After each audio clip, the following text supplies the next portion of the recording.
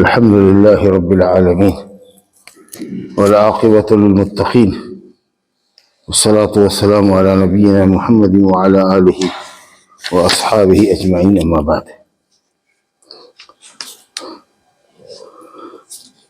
अबवाबुस सलम वल क़र्ज़ वल रहन,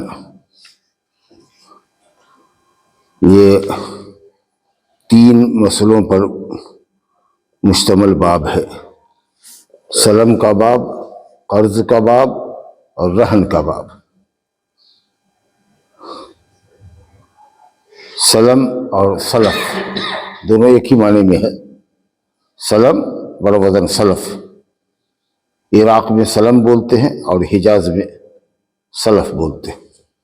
इसका मतलब ये होता है कि पैसा एडवांस में देना और सामान बाद में देना। पैसा आगे देना और सामान बाद में देना। मिसाल के तौर पर अगर आप जाएं किसी के पास, किसी किसान के पास, कहें कि भाई हमको 5 क्विंटल गेहूं चाहिए, तो कहेगा कि अभी गेहूं का मौसम कहाँ है, जो गेहूं की तो खेती ही हुई है, 2-3 महीना के बाद गेहूं होगा। तो ऐसा है कि आप पैसा हमको अभी दे दीजिए और जब गेहूं का वक्त आएगा, जब कटनी होगी, तो आपको गेहूं हम मुहैया कर देंगे। तो पैसा आपने पहले दे दिया और गेहूं बाद में मिलेगा, लेकिन कीमत मुतय्यन कर लीजिए कि कैसे कुंटल देगा, गेहूं किस तरह का होगा, वजन मालूम कर लीजिए। या कोई नपना अगर है तो नपना मुतय्यन कर दीजिए कि ये नपना, इस नपने से 10 रुपए नपना हम लेंगे। जाहिर है कि आप पहले पैसा दे रहे हैं तो कुछ आपके साथ रियायत हो। मजदूर सब भी आता है खेती करने के लिए, अगर उसके पास पैसा नहीं है तो पैसे वालों के पास आता है, कहता है कि 5000 रुपया हमको दीजिए खेती बाड़ी करने के लिए और हम आपको धान दे देंगे या आपको गेहूं दे देंगे। रेट कुछ भी रहे इससे मतलब नहीं है, आपको 2000 रुपये कुंटल दे देंगे, गेहूं 2000 कुंटल दे देंगे, चाहे 3000 हो गए 4000 हो, सब 2000 कुंटल आपको दे देंगे। 5000 रुपया हमको एडवांस दे दीजिए 4 महीना के लिए, 6 महीना के लिए, साल भर के लिए। जब फसल आ जाएगी तो फसल हम आपको दे देंगे। तो आदमी ऐसा कर सकता है, एडवांस पैसा दे दीजिए और बाद में गल्ला दीजिए या बाद में कोई सामान लीजिए, लेकिन उसके लिए शर्त यही है कि वजन मुतय्यन होना चाहिए और कीमत मुतय्यन होनी चाहिए कि कैसे कुंटल दोगे और वजन क्या होगा और ये कि किस तरह का दाना दोगे, दाना कैसा दोगे।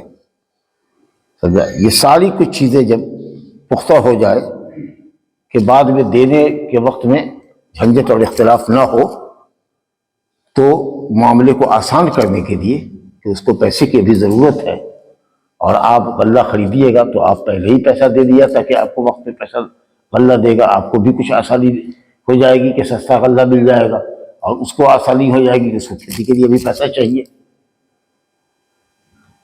तो अल्हम्दुलिल्लाह शरीयत ने इसको जायज़ करार दिया है। चाहे अभी गल्ला नहीं है लेकिन गल्ला होगा, देगा इंशाअल्लाह ताला। नहीं, इस साल अगर होगा, रौदी पड़ जाएगी, कहत पड़ जाएगा, अगले साल देगा आपको, लेकिन गल्ला देगा आपको। तो ये अल्लाह ताला का फजल है कि इस्लाम में ये शक्ल जायज़ है। इसी तरीके से होता है शहरों में, देखिएगा बिल्डिंग जो बनती रहती है, बिल्डर सब नक्शा पहले निकाल देता है कि ये हमारी फला जगह पर बिल्डिंग है और बिल्डिंग में 3 कमरा और हॉल और लैट्रिन बाथरूम सबको कहता है 3 BHK, 3 बेडरूम, किचन, बाथरूम, इतने स्क्वायर फीट का होगा। आगे से लीजिएगा, सड़क की तरफ से लीजिएगा कि पीछे से लीजिएगा, आगे से लीजिएगा तो 50 लाख, पीछे से लीजिएगा तो 45 लाख। रकबा इतना होगा, इतने फीट का कमरा होगा, इतना फीट का, सारी कुछ चीजें मुतय्यन होती है। जिसको बुक कराना है वो बुक करा ले। अब शहर में आपको जरूरत है, गए आपने बुक करा दिया, 50 लाख में 30 लाख रुपया उसको दे दिया, कहा कि जब मुकम्मल करके दोगे तो 20 लाख रुपया दे देंगे। इस तरीके से उसकी बिल्डिंग पूरी बुक हो जाती है और उसके लिए भी आसानी होती है कि अभी एक ही मर्तबा में जो है 5 करोड़ की बिल्डिंग खड़ी होगी, 10 करोड़ की बिल्डिंग खड़ी होगी, वो बिल्डर इतना पैसा कहाँ से लाएगा। तो आपने उसको पैसा दे दिया पहले तो आपको सस्ता मिलेगा, क्योंकि ये बिल्डिंग मुकम्मल हो जाएगी तो वही 50 लाख का जो फ्लैट है आपका सड़क के आगे से वो 70-80 लाख में बिकेगा। तो इसलिए अभी जो आपने दे दिया तो आपको भी फायदा हो गया और उसको भी फायदा हो गया, समझे कि नहीं। किसी को अगर कोई आप सामान कहते हैं कि भाई देखो ये इस तरह का, ये इसी तरह की किताब की बाइंडिंग जो है, इसी तरह का जिल्द हमको 200-2000 किताब में चाहिए। अब जाहिर को माल लाएगा, मटेरियल लाएगा, जिल्द साज है तो इसकी क्वालिटी तय हो गई कि हाँ ऐसे ही होना है, इसी तरह की बंधन होनी चाहिए, इसी तरह का लुक होना चाहिए, समझा कि नहीं। 25 रुपये या 50 रुपये बाइंडिंग लेंगे, ये रेट होगा, लाइए पहला पैसा लीजिए या एक रकम दे दीजिए। तो ये सारी चीज़ें सहूलत के लिए है। मकान हो या कोई कारीगरी हो, किसी कारीगर ही से कहिए मकान बना दो, ये नक्शा है हमारा। हुंडा जो मकान देते हैं देखिए ना, ठेका पर मकान होता है, पहले आपसे पैसा लेता है, अपना मजदूर रखेगा, सामान रखेगा, आपकी शर्त के मुताबिक वो मकान बनाएगा। देखो भाई ऐसा मकान होना चाहिए, इतने में इतना सीमेंट और बालू की आमेजिश होनी चाहिए, मकान कमजोर नहीं होना चाहिए, बीम इतना मोटा होना चाहिए, उसमें सरिया जो देते हैं लोहा वो इतने mm का होना चाहिए। ये सारी कुछ चीज़ें अगर तय पा जाए और लिखित में हो जाए ताकि उसकी खिलाफ वर्जी रही हो तो आप एडवांस दे दीजिए। इसी को कहते हैं सलफ और सलफ। एडवांस में पैसा देना और सामान बाद में लेना। देखिए हदीस पढ़िए। अच्छा इसमें एक दो लफ्ज और आया है, उसको भी समझ लीजिए। कर्ज तो आप जानते ही कि किसी को उसकी ज़रूरत के मुताबिक सामान या पैसा देना, एक वक्त मुकर्रर पर वो आपका वो सामान या पैसा लौटा देगा, उसमें कोई मुनाफा नहीं रखना है। अगर मुनाफा रख कर कर्जा दीजिएगा तो सूद हो जाएगा कि दे रहे हैं 1000 रुपया एक महीना के लिए, लेकिन आप आओगे जब एक महीना के बाद लेकर के आओगे तो 1100 लेके आओगे, एकदम सूद खोरी है। एक आदमी ज़रूरतमंद है आपके पास आया, 1 महीना के लिए 10,000 रुपया दीजिए, ज़रूरत है, काम चला दीजिए उसका। जो बंदे के काम आता है अल्लाह उसके काम आता है, बहुत बड़ी नेकी है, काम चला दीजिए। तो किसी को कोई सामान देना, रकम देना और फिर वक्त पर वो पलटा देना, उसमें कोई मुनाफा आपको नहीं लेना है, क्योंकि मुनाफा लीजिएगा कर्ज के ऊपर तो खराब होगा, सूद होगा। हो सकता है कि आदमी तंग हो गया, तंगदस्त हो गया, अगले महीने में आपको नहीं दे सका, आया माजरत खा हुआ कि नहीं हो सका, कुछ मजबूरी हो गई, सही मजबूरी बता रहा है, तंगदस्त है। तो कुरान कहता है कि अगर किसी को कर्ज दो और वो तंगदस्त हो जाए और जान रहे हो कि वाकई तंगदस्त है तो उसको आसानी तक मोहलत दो, आसानी तक मोहलत दो, जब तक उसको आसानी हो मोहलत दो। ये इस्लाम का कानून है। सुदखोर के तरीका से नहीं कलिया पर चढ़े हुए रोटी बेटी कर रहे हो, कर्ज दिए हो, कह रहा है कि 10 दिन के लिए मौका दे दीजिए, पैसा आने वाला था नहीं आया, बेटा को तनख्वाह मिलती है अरब में, इस महीने में उसके कफील ने पैसा नहीं दिया, सेठ ने पैसा नहीं दिया, अगले महीने तनख्वाह उठेगी, बोला है कि 2 महीने का अगले ही महीने दे देगी, 1 महीना के लिए एहसान कीजिए, मौका दे दीजिए। अल्हम्दुलिल्लाह जरूरी है आपके लिए। कुरान कहता है फनज़िरतुन इला मयसरा व इन कान ज़ू उसरतिन, अगर जिस पर कर्ज है तुम्हारा, अगर वो तंगदस्त है और वो तुमको मालूम है कि वो तंगदस्ती है उसकी, ये नहीं कि तुमको नहीं दे रहा है, दूसरा काम कर रहा है अपना, अगर ऐसी हालत नहीं है तो वाजिब है आपके ऊपर कि आप उसको आसानी होने तक मोहलत दीजिए। और फिर उसके लिए भी जरूरी है कि जैसे उसको पैसा आ जाए, जिसका कर्ज लिए हुआ उसको दे दे, टाल मटोल नहीं करे। ये तो टाल मटोल अगर करोगे, सब कुछ कर रहे हो, सारी जरूरतें अपनी पूरी कर रहे हो और कर्ज वाले का कर्ज नहीं दे रहे हो, कल को वो नहीं रह जाएगा कि उससे जाके कर्ज मांगो। और तुम्हारी इस करतूत की वजह से दूसरा बेचारा भी अगर कोई कर्ज मांगना चाहेगा तो लोग किसी को कर्ज नहीं देगा कि नहीं, ये सब झुलाता है बहुत, तो लोग समझता है कि कर्ज ले लिया तो आमदनी है, इतना झुलाओ कि मांगना ही छोड़ दे। ला हौला वला कुव्वता इल्ला बिल्लाह। पहली फुर्सत में दूसरे का कर्ज अदा करो। हाँ अगर तंगी हो गई तो कह दो कि भाई तंगी हो गई, 1 महीना के लिए मोहलत दे दीजिए, और आपको मोहलत देनी चाहिए। तो बहरहाल ये कर्ज का मामला होता है, क्योंकि अब देखिए गवर्नमेंट कर्ज लेती है, लेकिन अब तो दुनिया सूद की है, समझा कि नहीं। लेकिन अल्हम्दुलिल्लाह दीन इस्लाम कहता है कि किसी को भी कर्ज मुनाफे पर मत हो। हत्ता कि जो लोग कर्ज दिया करते थे किसी को, उसके घर के साये में आराम नहीं करते थे। कोई अगर तोहफा और हदिया देता था तो भी नहीं लेते थे कि ये सोचेगा कि ओ इसका कर्जा लिए हुए हैं तो इसको तोहफा दे रहे हैं, तो कहीं ये कर्ज पर मुनाफे नहीं हो जाएगा, मनफात नहीं हो जाएगी। इतना एहतमाम करते थे कि कर्ज तुमको दिए हुए लिहाजा तुम्हारा हम कुछ लेंगे होंगे नहीं, और जाके ताकि ऐसा नहीं समझा जाए कि हम कर्ज के ऊपर मनफात ले रहे हैं, फायदा हासिल कर रहे हैं। और एक होता है रहन, जिसको कहते हैं गिरवी रखना। किसी से आपने 1 लाख रुपया लिया, अब गारंटी में उसने कहा कि क्या दोगे, गारंटी दो। आजकल तो एक तो गिरवी होती है, जब आप जाते हैं सुनार की दुकान पर, बनिया के यहाँ जाते हैं, सूदखोरों के यहाँ 10,000 रुपया लेना है तो जेवर बंधक रखिए, गिरवी रखिए, और उसके ऊपर 5% या 7% आपसे सूद लेगा, तो सीधी कारोबार आप कर रहे हैं, बिल्कुल गलत कर रहे हैं। मेरे यहाँ आप आए कि 1 महीना के लिए 2 महीना के लिए 1 लाख रुपया दीजिए, तो हम कहेंगे कि क्या गारंटी है कि जो आप दीजिएगा, कोई गारंटी कुछ नहीं है। हमारे बीवी के गले का एक चेन है 20 ग्राम सोने का, 1,20,000 का है, हम वो आपको देते थे, आप रख लीजिए। अगर हमने आपका पैसा नहीं दिया तो आप हमको आगाह कीजिएगा, फिर भी हम नहीं देंगे तो आपको हक होगा कि आप इसको बेच दीजिए, आप बेच करके अपना पैसा ले लीजिएगा, जो बचेगा हमारा वापस कर दीजिएगा। या तहरीर लिख लीजिए कि फलाने से 1 लाख रुपया कर्ज लिया, फला तारीख को अदा करेंगे। मुमकिन है अगर 10-20 दिन लेट हो जाए तो कोई हर्ज की बात नहीं है, सहूलत देंगे, और उस पर आप भी दस्तखत कीजिए, हम भी करें, 2 गवाह का दस्तखत करके एक कागज वो रख ले, एक कागज आप रख लीजिए।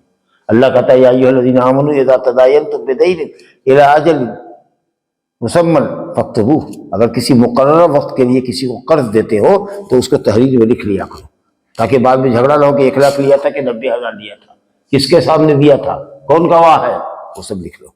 या ये है कि कोई चीज गिरवी रख दो। गिरवी का मतलब क्या हुआ, अरे गारंटी के लिए जो सामान रखा जाए कि अगर हम नहीं दे सके तो आप इस सामान को बेच के अपनी कीमत ले लीजिएगा, जो बचेगा वो हमको दे दीजिएगा, लेकिन सूद नहीं लेना है। चाहे जमीन भरना हो, चाहे जेवर भरना हो, जाके भरना रखा है, गिरवी रखा है, उस पर सूद दे रहा है, ये हराम है। लेकिन हाँ, क्या गारंटी है कि तुम हमको दोगे, रुपया लेके कहीं भाग जाओगे तब, लाके कोई सामान रखो, जब रुपया लेके आओगे अपना सामान लेते जाओगे। 1 लाख का 1 लाख लेंगे, अल्हम्दुलिल्लाह, 1 रुपया भी फायदा नहीं, लेकिन गारंटी रखो। तो ये इसको कहते हैं रहन। लोग होता था कि दुधार गाय भैंस ले जा करके किसी के यहाँ दे आया, भाई हमको 50,000 रुपया चाहिए, क्या गारंटी है, गारंटी में तो कुछ नहीं, एक भैंस है हमारी, दूध देती है, वही लाकर के बाप देते हैं आपको। अरे तो चरावेगा कौन, कहेगा कि तो आप चरवाइए, हमारे पास वही है, आप चरवाहा रख लीजिए, दूध दीजिएगा सुबह शाम, 8 लीटर दूध होगा, चरवाहे का जितना दाम हो, चारा का जितना दाम हो, सब काट करके जितना आपका उस पर खर्चा होगा उतना दूध आप खाइएगा या बेचिएगा, बाकी पैसा हमारा होगा। जाहिर बात है, हाँ, जितना आपका उस पर लागत होगा, अगर चरवाहा 3,000 रुपया का या 5,000 रुपया का महीना रखा है, तो दूध जो सुबह शाम दीजिएगा तो 5,000 रुपया वो, और घास भूसा जो खिला रहे हैं, जो अपने घर से चुन्नी उन्नी जो दे रहे हैं, दाल वाल जो दे रहे हैं, तो उसकी जो कीमत लगेगी उतना कीमत योमिया, अगर मान लीजिए कि उस पर आपका खर्चा है 100 रुपया, मिसाल के तौर पर योमिया 100 रुपया या योमिया 200 रुपया आपका खर्चा हो रहा है भैंस को पालने पर, चरवाहा से लेकर, तो 200 रुपये का दूध 50 रुपये लीटर है, 4 लीटर दूध आपका हक होता है। लेकिन अगर वो भैंस सुबह 4 लीटर शाम 4 लीटर देती है, तो बकिया जो 4 लीटर का दाम होगा उसको अपने पास हिसाब करके रखे जाइए कि कितना उसका पैसा बच रहा है। 1 महीना के बाद हम आ गए आपका पैसा लेके, कहिएगा कि 200 रुपया योमिया के हिसाब से 6,000 रुपया तुम्हारा हमारे यहाँ जमा है। अब जो 50,000 ले गए थे, तो अब 44,000 रुपया दे दो और अपनी भैंस। तो अल्लाह का फजल है, दीन के अंदर आप गारंटी ले सकते हैं। और ये मवेशी अगर है तो सिर्फ माल मवेशी, क्योंकि वो जब तक खाएगा नहीं, मवेशी को जब तक खाना चारा नहीं दीजिएगा जिंदा नहीं रहेगी। तो जो गिरवी रखे हुआ है उसके ऊपर खर्चा करे और खर्चे के हिसाब से उसको दूध दुहे, या घोड़ा अगर वक्त दिया है आपके यहाँ तो घोड़ा पर चढ़िए, उतना ही जितना उसके ऊपर चारा आपका खर्चा होता है जी। लेकिन मान लीजिए कि 1 लाख की मोटरसाइकिल आपके पास रख करके आए हैं और आपसे 1 लाख रुपया लेकर के आए हैं, तो मोटरसाइकिल पर आप नहीं चढ़ सकते हैं, वो गिरवी नहीं है, वो सिर्फ गारंटी के लिए आपके यहाँ बांधे हुए हैं, रखाए हुए हैं। उसकी चाबी मेरे ही पास रहेगी, आपके पास सामान रहेगा, आप उस पर चढ़ नहीं सकते। अगर चढ़िएगा तो मुनाफा हुआ, फायदा ले रहे हैं कर्ज के ऊपर, तो सूद होगा, सिर्फ गारंटी के लिए है। कि अगर हम नहीं देंगे तो मोटरसाइकिल को आप नीलाम कर दीजिएगा, बेच दीजिएगा, अपना पैसा ले लीजिएगा, बाकी बचेगा तो हम ले जाएंगे। इसके लिए है वो सामान। तो सिर्फ जानवर में चढ़ने और दूध दुहने का हक होता है, क्योंकि चारा आप मुहैया करते हैं, तो जितना खर्चा हो उसके हिसाब से आप उससे फायदा उठा सकते हैं। लेकिन उसके अलावा दुनिया की कोई दूसरी चीज अगर रखता है, जेवर रखता है, तो आप बीवी को नहीं पहना सकते। मोटरसाइकिल रख के आता है तो उस पर आप चढ़ नहीं सकते। वो सिर्फ गारंटी के लिए है, कर्ज की गारंटी के लिए, समझ गए ना बात। तो शर्म वही हुआ कि एडवांस में पैसा दिया, सामान बाद में लिया। कर्ज ये हुआ कि बगैर मुनाफे के किसी की जरूरत में उसको पैसा दिया और उसके बाद वक्त पे उसने लौटा दिया। अगर तंगदस्त है तो थोड़ा मौका दो। और रहन उसको कहते हैं कि गारंटी के लिए कोई सामान कर्ज देने वाले के पास रख छोड़ा, कि जब पैसा लेकर के आएंगे अपना सामान लेकर के चले जाएंगे। कोई अगर जमीन जो ले लेता है, जैसे मान लो जमीन लेकर के उसका उपज खा रहा है, या फिर 10 साल के बाद उतना ही पैसा ले जा करके देगा, ये भी सूद है। ये भरना जो लोग करते थे पुराने जमाने के अंदर, खेत का भरना, कि कर्ज जू का तू है, 10,000 की जमीन दी हुआ तो 10,000 की जमीन 10,000 का 10,000 है, और उस मुनाफे के बदले में जोत रहा है, तोड़ के खा रहा है। नहीं, वैसे ही रखो, केवल हमारे पास लाओ, रसीद हमारे पास लाओ, नहीं देगा जमीन तुम्हारी बेच देगी, अपना पैसा ले लेगी। हाँ, अगर जमीन जोतने के लिए उससे इजाजत लो, जमीन वाले से करे इसको बटाई करवा लो, काय के लिए बेकार रखे हुआ है, समझा कि नहीं, हम ही बटाई करते हैं, तो बटाई करेंगे तो आधा तुम लोगे, आधा मेरा रहेगा जमीन वाले का। उसकी जो कीमत होगी वो आप रखो, मगर मेरे हिसाब में लिखो कि गेहूं से तुम्हारा 1,000 रुपया जमा हो गया, धान से 500 रुपया जमा हो गया। फायदा नहीं उठाना है आपको सिर्फ ये गारंटी के लिए कागज ले लेना है कि जब चाहिएगा आप उसको, अगर हम नहीं देते हैं तो बेच दीजिएगा, ये बता। तो पुराने जमाने में लोग इसी तरीके से जहालत करते थे कि जमीन भरना ले लिया, समझा कि नहीं, या कुछ जरूरत हुआ तो औरत का कोई जेवर उठा करके ले गया, बनिया कि यहाँ 500 रुपया है, तो ले जा करके गिरवी रख दिया, 2 महीना 4 महीना 6 महीना के बाद उसको सूद दे करके छुड़ा लिया, बल्कि बिक जाता था, सूद ही के पैसे से बिक जाता था। बेच दीजिए लेकिन सूद पर पैसा मत दीजिए, अल्लाह पैसा देगा फिर दोबारा खरीद दीजिएगा। हाँ, बिल्कुल हराम है। तो इसीलिए अब देखिए हदीस कि एडवांस में पैसा देना और सामान बाद में लेना। जैसे कहा ना कि मकान है या कोई भी सामान है, कारखानेदार है, तुमसे बैग बनवाना है 2000 पीस, अब 2000 पीस बनवा दे और न ले तब, तो इसलिए बैग का कारखानदार कहेगा कि आप उसका 75% पैसा हमारे पास पहले जमा कर दीजिए, फला तारीख को आपकी इस सैंपल के हिसाब से आपको बैग आपको मिल जाएगा, समझा कि नहीं। जब ये सैंपल आपको मिल जाएगा, जब उसी सैंपल के मुताबिक आप हमको दीजिएगा, आपका बाकी पैसा अदा कर देंगे। क्योंकि कौन इतना जोखम लेगा, अगर 2000 बैग आपके लिए हम तैयार कर दें, आप खुदा न खास्ता आप न लीजिए, तो फिर वो माल हमारा तो रह जाएगा। तो इसलिए जरूरी है कि अगर आप किसी कारीगर से कोई काम करवाते हैं, आप कोई खास मखसूस कार का ऑर्डर दे रहे हैं किसी कार की कंपनी को कि हमको इस तरह का कार चाहिए, बुलेट प्रूफ चाहिए, ऐसा चाहिए, उसमें ऐसा फीचर चाहिए, वो चाहिए, सब इंजीनियर के सामने नक्शा बना के दे दिया, उसकी कीमत है 20 करोड़ रुपया, 200 करोड़ रुपया। अरे इतनी महंगी कार वो बना करके आपके लिए रखेगा और आपने एडवांस में कुछ पैसा नहीं दिया। वो कहता है नहीं, कम से कम लागत उस पर अगर 15 करोड़ की है तो इतना पैसा तो आपको देना ही पड़ेगा, क्योंकि अगर नहीं लीजिएगा तो मेरा 20 करोड़ फंस जाएगा, कौन लेगा इतनी महंगी गाड़ी। या चलिए, बहुत अहम बात है ये, समझ लीजिए इसको। इब्न अब्बास रज़ी अल्लाह अन्हुमा से रवायत है, कहते हैं कि नबी सल्लल्लाहु अलैहि वसल्लम जब मदीना आए तो मदीना वाले 1 साल और 2 साल के लिए फलों पर रुपया एडवांस दिया करते थे या एडवांस लिया करते थे। अब फल है हमारे पास, किसी के पास नहीं है, तो जिसके पास नहीं है वो उसको पैसा दे रहा है कि जब फल आवेगा, खजूर आवेगा, तो तुम जो है सो इस कीमत पर, इस भाव से फला वक्त में फला क्वालिटी की खजूर की कई क्वालिटी होती है ना, फला क्वालिटी की खजूर तुमको देनी है। तो इस तरह से 1-1 साल 2-2 साल के लिए एडवांस पैसा दिया जाता था खजूर पर, गल्ले पर। तो नबी सल्लल्लाहु अलैहि वसल्लम ने सिर्फ फरमाया, एक शर्त लगाई, कहा मन असलफी फी समरिन, अगर किसी फल के लिए तुम एडवांस में पैसा देते हो, फल युसलिफ फी कैल मालूम व वजन मालूम, तो कैल नपना मालूम होना चाहिए और वजन मालूम होना चाहिए कि कै नपना कै रुपए के हिसाब से, कै किलो कै रुपए के हिसाब से, या कै कुंटल किसके हिसाब से। अब कौन सा दाना खजूर का, कौन सा दाना, कौन सी क्वालिटी, अगर उसमें बर्नी खजूर है, एक अजवा खजूर है, एक सफावी है, तो कौन खजूर, उस खजूर को मुतय्यन करो। वजन मुतय्यन करो, कीमत मुतय्यन करो, तब एडवांस लो। तो आपने कहा कि वजन मालूम होना चाहिए और मुद्दत मालूम होनी चाहिए कि कब देना है। बुखारी मुस्लिम की रवायत है।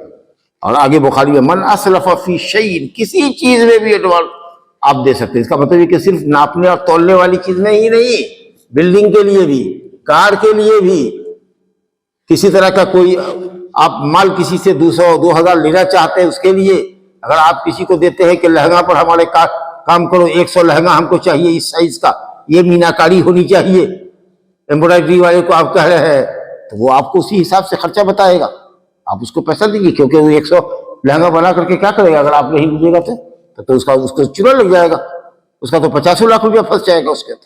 चल एक आप देखिए तो खूबसूरत हदीस है और पढ़िए। अब्दुर्रहमान बिन अब्जा रज़ी अल्लाह अन्हु और अब्दुल्ला बिन अबी औफा रज़ी अल्लाह अन्हु से रवायत है, ये कहते हैं कि हम लोग रसूलुल्लाह सल्लल्लाहु अलैहि वसल्लम के साथ जाया करते थे और गनीमत का माल हम लोगों को मिलता था। गनीमत के माल से मुराद वो माल है जो काफिर से लड़ करके मुसलमान को जंग में हासिल होता है, वो गनीमत हम लोग लेके आते थे। तो हमारे पास मुल्क के शाम से किसान लोग आया करते थे और गनीमत मिलती थी तो उसका पैसा हम लोग के पास होता था सामान बेच करके। तो वो आते थे तो गेहूं, जौ, मुनक्का और इसी तरीके से जैतून का तेल, इसके ऊपर हम लोग एडवांस पैसा देते थे कि ये लो पैसा 1 रियाल के किलो के हिसाब से खजूर तुमसे लेंगे, या 10 रियाल किलो के हिसाब से सफावी खजूर लेंगे, समझा कि नहीं, या 2000 रुपए कुंटल के हिसाब से गेहूं लेंगे, मोटा दाना लेंगे, शरबती गेहूं, पंजाबी गेहूं लेंगे, क्योंकि तुम्हारे यहाँ पंजाबी भी है, बिहारी भी है, और छोटा भी है, एकदम पतला दाना भी है, और मोटा दाना भी है, और बीच का दाना भी है। तो कौन सा दाना देंगे, ये दिखा रहा है कि ये ही दाना देंगे, इसको रखिए, इसको आप हिफाजत से रखिए, वजन देंगे, देखिए सब कितना वजन क्या देंगे इसके हिसाब से। अप्रैल में होता है, हम 30 अप्रैल को ला करके आपको दाना दे देंगे, आपके घर पहुंचा देंगे, या फला जगह पर आपको हैंड ओवर करेंगे, डिलीवर करेंगे, सामान देंगे, सारी कुछ चीज लिख लीजिए ताकि इख्तलाफ नहीं हो।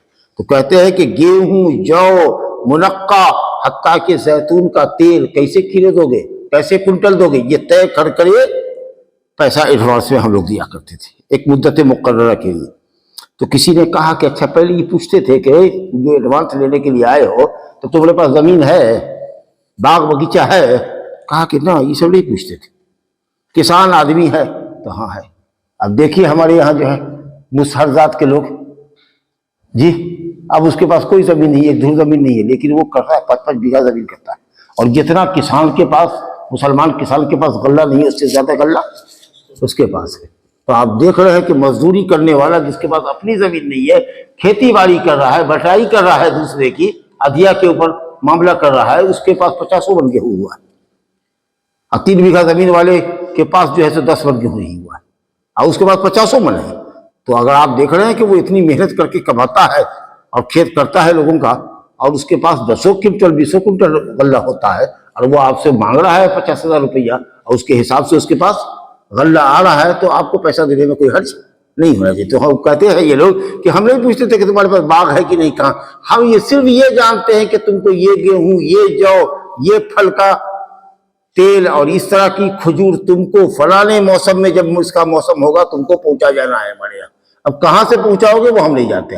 हाँ, ये बात अगर मालूम होगी कि तुम्हारे मुल्क में, तुम्हारे बिहार में कहीं कोई गल्ला इस साल हुआ ही नहीं है, तो ठीक है, वो पैसा तुम्हारे ऊपर हमारा उधार रहेगा अगले साल के लिए, ये सारी बात होगी, लेकिन तुमको देना होगा। तो ये नहीं पूछना है कि साहब जमीन है तुम्हारे पास कि नहीं। चलिए, अब पैसा लेके जा रहे हो ना, बड़ी अच्छी खूबसूरत हदीस लेकर के आए कि अगर कोई किसी का पैसा एडवांस में लेके जा रहा है, एक तरह से कर्ज लेके जा रहे हो गल्ला देने के नाम पर, उसने तुम पर एतमाद किया है, एडवांस में तुमको पैसा दिया है, गल्ला 6 महीना के बाद दोगे। देखो, बदनीयती मत करना, ऐसा ना हो कि जब फल आ जाए और गल्ला आ जाए तो देखोगे कि हम तो 2000 की बात किए हुए हैं और यहाँ 3000 रुपये कुंटल गेहूं है, अब लगे दाएं बाएं करने के लिए, कहाँ हुआ है, कहाँ हुआ है, कहाँ हुआ है, हुआ है कस के पकड़ के बांध के पीटेंगे। चालाकी करता है, इस साल ना देंगे अगले साल देंगे, 2 कुंटल अभी ले लीजिए, 3 कुंटल अगले साल देंगे, ताकि दूसरे से चौका बेचेगा तो 3000 रुपये कुंटल बेचेगा। जी है बड़ा चालाक। किस नाम पर 6 महीना पहले पैसा किया था? ना पैसे के हिसाब से गल्ला जमा करो। हाँ, तो कोई भी आदमी अगर किसी से कर्ज लेता है और उसकी नीयत है कि अल्लाह जैसे ही पैसा मेरे पास आएगा हम कर्ज अदा कर देंगे, हदीस शरीफ है कि अल्लाह ताला उसकी तरफ से अदा कर देता है। कितनी जबरदस्त बात है कि कोई अगर किसी का पैसा लेता है, चाहे गल्ला पर एडवांस लो या कर्जा लो, और नीयत है कि हम इसको जल्द से जल्द अदा करें, तो अल्लाह ताला अदा करता है। क्या मतलब? अल्लाह ताला ऊपर से टपका देता है। क्या मतलब उसका? यानी अल्लाह ताला पैसे के अदा करने की सबील पैदा कर देता है, जरिया पैदा कर देता है, क्योंकि तुम्हारी नीयत है देने की। और अगर ले लिया कर्ज और कहा कि ऐसे झुलाते फिरेंगे इसको, इस साल का गल्ला उस साल, इस साल का गल्ला उस साल, और सारा काम करते रहेंगे या बहाना से बनाते रहेंगे, तो अगर चाहते हो कि किसी का माल लेकर के हड़प कर जाएं, जी तलफ कर दे, बर्बाद कर दे, ये ऐसे ही हमारा रास्ता देखता रह जाए, तो अल्लाह ताला तुमको बर्बाद कर देगा। जबरदस्त हदीस बुखारी शरीफ की। नबी सल्लल्लाहु अलैहि वसल्लम फरमाते हैं, अबू हुरैरा रज़ी अल्लाह अन्हु से रवायत है, वो नबी सल्लल्लाहु अलैहि वसल्लम से रवायत करते हैं, मन अखज़ अमवाल अन्नास, जिसने लोगों का माल लिया, युरीदु अदाहा, और लिया तो उसको अदा करने का भी वो सच्चा इरादा रखता है, नीयत कर है कि वो जैसे होगा फौरन उसको अदा करेगा, अद्दल्लाहु अन्हु, तो अल्लाह ताला उसकी तरफ से वो कर्ज अदा कर देगा, इन्हें अदायगी की सबील पैदा कर देगा। वह मन अखज़हा युरीदु इतलाफहा, और जिसने किसी का कोई सामान लिया, पैसा लिया और इरादा है कि नहीं देंगे, हजम कर जाएंगे, तलफ कर जाएंगे, कह देंगे कि नहीं जानते हैं तुम्हारा, जो करना है कर लो, तो अतलफ़हुल्लाहु ताला, अल्लाह ताला तुमको बर्बाद कर देगा। और अगर नीयत थी कि देंगे और ऐसा हुआ कि जिंदगी में नहीं दे सके, मर गए, और तुम्हारा बाल बच्चा भी नहीं दे रहा है, पूछ रहे तुम्हारे बाप के ऊपर 10,000 रुपया कर्जा था, ये देखो तहरीर है लिखी हुई, ये देखो अब्दुल वदूद से फुला से पूछो, गवाह है ये। हाँ बिल्कुल बिल्कुल, हम लोगों दस्तखत भी किए हुए। तो लड़का कहता है कि बाप ना नहीं था, बाप जाने, हम नहीं देंगे उसका कर्जा। अगर ऐसा कहता है तब क्या होगा? मगर उस आदमी की, लेने वाले की नीयत थी कि अदा करेगा, तो चलो तुम सब्र करो, क़यामत के दिन अल्लाह ताला देगा, और उस बंदे की तरफ से अदा कर देगा, उस बंदे की तरफ से अदा करेगा, यानी तुमको सवाब अदा कर देगा। जा जन्नत में जा जी, क्योंकि लेने वाले की नीयत सही है। लेकिन इस्लाम का कानून है कि माल अगर छोड़ के बड़ा है तो तरके की तकसीम उस वक्त तक नहीं होगी जब तक कि मैयत के जिम्मे का पूरा कर्जा अदा नहीं हो जाता है। कज़ा है, कफ़ारा है, अल्लाह का हक है, ज़कात नहीं दिए हुआ है 1 साल की, वो पैसा देगा। किसी बंदे का कर्जा, सारे कर्जे चुका दिए जाएंगे, तजहीज़ व तकफीन होगी, सारे कर्जे चुका दिए जाएंगे। कोई वसीयत करके बड़ा है 4 कट्ठा ज़मीन मस्जिद के लिए, तो वो वसीयत है तो वो भी पूरा करो, उसके बाद माल बचेगा तो तरका बांटोगे। लेकिन चलिए को वो एक धूर जमीन नहीं छोड़ा है, उसने 1 रुपया बैंक बैलेंस नहीं छोड़ा है, कोई सामान नहीं छोड़ा है, 10,000 रुपया कर्ज लेकर बड़ा है। अब बेटा सब अदा करने के तैयार नहीं है, अब वो खुद कर्ज लेने वाला अच्छी नीयत रखता था, तो जाहिर है कि अब तो अदायगी की कोई सबील है नहीं, कब्र पर जाके लाठी भी मारोगे तो वो दे नहीं सकेगा। लेकिन उसकी नीयत सही थी तो इंशाअल्लाह ताला तुमको क़यामत में सवाब की शक्ल में अल्लाह ताला अता फरमा देगा। तो ये है अच्छी नीयत रखने वालों का के साथ अल्लाह की मदद, कि किसी का अगर कुछ लेते हो तो हजम करने के लिए, तलफ करने के लिए के इरादे से मत लो, फौरन जैसे ही सहूलत होगी वापस कर देंगे, इस इरादे से अगर लेते हो तो अल्लाह ताला दुनिया में अदायगी की सबील पैदा कर देगा। और अगर लिए मर गए और नहीं दुनिया में जिंदगी में अदा कर सके तो तुम्हारी हुस्न नीयत की वजह से, अच्छी नीयत की वजह से अल्लाह रब्बुल आलमीन क़यामत के दिन अदा कर देगा कि उस बंदे को सवाब अता कर दे। हाज़ा व बिल्लाहि तौफ़ीक़ व सल्लल्लाहु